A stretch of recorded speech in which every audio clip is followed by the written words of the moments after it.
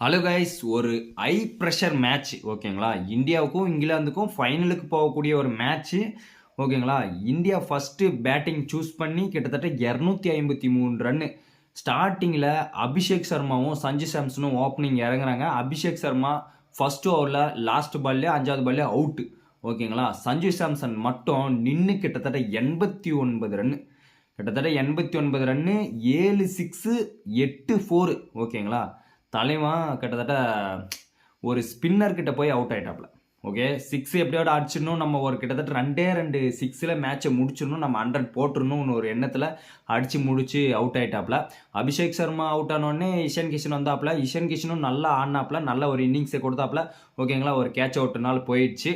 அடுத்தது வந்து தூபே தரமாக, நான் கூட ஸ்கை தான் வருவார்னு நினச்சேன். ஆனால் வந்து தூபே வந்ததுனால ஸ்பின்னர் வேறையா, தலைவன் ஸ்பின்னரை சும்மா பிடிச்சி அடின்னு அடிச்சிட்டாப்ல. ஒரு ஓவருக்கு ஸ்பின்னர்லாம் கிட்டத்தட்ட 2 6 அந்த மாதிரி அடித்து சும்மா மேட்சே சும்மா ஒரு பக்கம் இழுத்துட்டு போகிறாங்க. கிட்டத்தட்ட எங்கேயோ ஸ்கோர் போயிடும்னு நினச்சேன். கிட்டத்தட்ட 263 எங்கேயுமே போயிடும்னு நினச்சேன். ஆனால் பார்த்தீங்களா அப்படியே குறைஞ்சிருச்சு. அடுத்தது ஸ்கை வராப்புல ஓகேங்களா. சஞ்சு சாம்சன் அவுட் ஆனோடனே ஸ்கை வந்து அவரு ஒரு கொஞ்சம் கேமை நோத்துறாரு. ஸ்கை அவுட் ஆனோடனே ஹர்திக் பாண்டியா வராரு ஓகேவா. திலக் வரல, ஹர்திக் பாண்டியா வராரு. ஹர்திக் பாண்டியாவும் தூபேவும் பார்ட்னர்ஷிப் போட்டு நல்ல ஒரு கொஞ்சம் இன்னிங்ஸ் விளாண்டாங்க. ஹர்திக் பாண்டியா இங்கேயே பக்கமே பால் அடிச்சுட்டு தூபே அதுக்குள்ளே பாதி கிரவுண்ட் வந்துட்டாப்ல. ஹர்திக் பாண்டியா அப்போ தான் 1/4 கிரவுண்ட் வராரு. ஏய் போடா, பால் அங்கே தான் இருக்குதுன்னு போகிறதுக்குள்ள அவுட் வச்சுட்டாங்க. ஆனால் இருந்தாலும் பரவாயில்ல, தூபே கிட்டத்தட்ட 4 6 ஒரு 4 43 ரன்னு. அப்புறமேட்டுக்கு பார்த்தீங்களா திலக் வராப்புல. திலக் வந்து ஒரு குட்டி அடியாக போடுறாப்புல. கிட்டத்தட்ட ஒரு ஓவரில் ஃபாஸ்ட் பவுலர் ஓவரில் அந்த ஆர்ச்சர்னு நினைக்கிறேன்.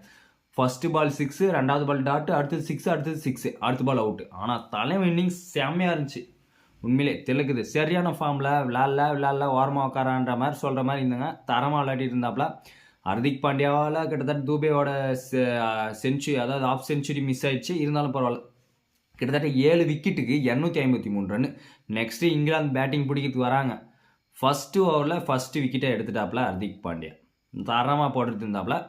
நெக்ஸ்ட் இந்த வில் ஜாக்ஸும் இந்த ஜாக்ஸ் பெத்தல்ன்ற ஒரு பையனும் பார்ட்னர்ஷிப் போட்டு இந்தியாவை சும்மா பொலன்னு பொழக்கிறாங்க. ஒரு ஓவருக்கு 3 6 இல்லைன்னா 3 4, அதுவும் ஆர்டிக் 4 ஆர்டிக் 6 தான். இந்த இப்போ வருண் சக்கரவர்த்தி ஓவரை சும்மா ஒருத்தன் அடிக்கிறான் 3 6. ஏடா வருண் சக்கரவர்த்தி எப்படியாப்பட்ட ஸ்பின்னு, கிட்டத்தட்ட 4 இன்னிங்ஸில் 9 விக்கெட்டா. அடுத்து 4 இன்னிங்ஸில் தாண்டா 4 விக்கெட்டு. தலைவன் ஒரு பேய் ஃபார்மில் இருக்கிறான்டா. அவனை பிடிச்சி அடிக்கிறதுக்கு ஆரம்பிச்சிட்டாங்க எல்லாருமே ஓகேவா. 64 ரன்னு 4 ஓவருக்கு வருண் சக்கரவர்த்தி. அடுத்தது அந்த ஹர்ஷ்தீப் சிங்கு, அவரு கிட்டத்தட்ட 54 ரன் என்னமோ கொடுத்துட்டாப்புல. அடுத்தது பார்த்தீங்களா பும்ரா ஒரு நல்ல ஓவர்